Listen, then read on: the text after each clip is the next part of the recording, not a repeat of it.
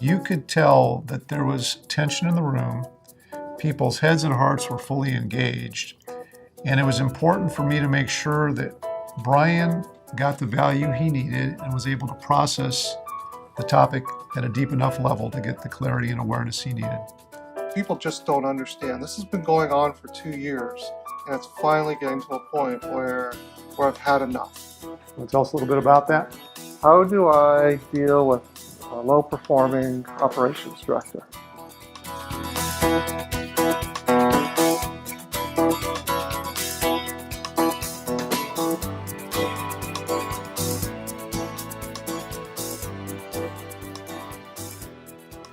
So during Brian's issue processing with the group, very challenging environment. We've got a lot of energy in the room. It's a very sensitive topic because everybody in that room can relate to having a low-performing key executive.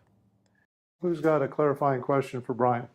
Ron? So Brian, what do you think this is costing you in both productivity and just in dollars? Well, if productivity is hours, figuring it's costing me about 10 hours a week of my time. The staff is another 40 hours a week. You know, you're looking at 50 hours a week, 200 hours a month. I think we figured it is somewhere around $500,000 by the time it was all done of lost productivity and overtime and rework. I'm really looking for ideas that I haven't thought about and input from the other members that they don't even think they know about until the process starts to unfold and we really get to the root issue of what's happening. Okay, we're going to move to suggestions. Mitch. Brian, your friend, care about you. Gotta let go of this guy. Gotta let him go.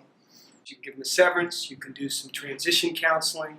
You can be good to him on the way out. He's got to go.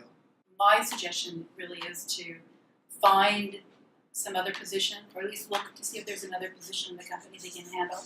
He's got a lot of history. Give him a written warning with really specific action plan, as you would anyone else who is an operations manager of 30, 60, 90. You live with this for 3 years, go through the 30, 60, 90, and then let him be. So after Brian processed his issue so thoroughly with the group, I could see the relief and stress go away because he knew exactly what he needed to do, which is have a confrontational conversation. And he actually worked through the anxiety of having that conversation by going through the role plays. So you got some choices there, Brian, from what's on the list. What are you willing to commit to? What specific action promise? Some of those are pretty inviting, but I think the real answer is we need to let them go. 12 to 16 brains harnessed together, working for a particular member to give him or her clarity. In this case, Brian got more clarity, a greater variety of questions, and a greater variety of suggestions.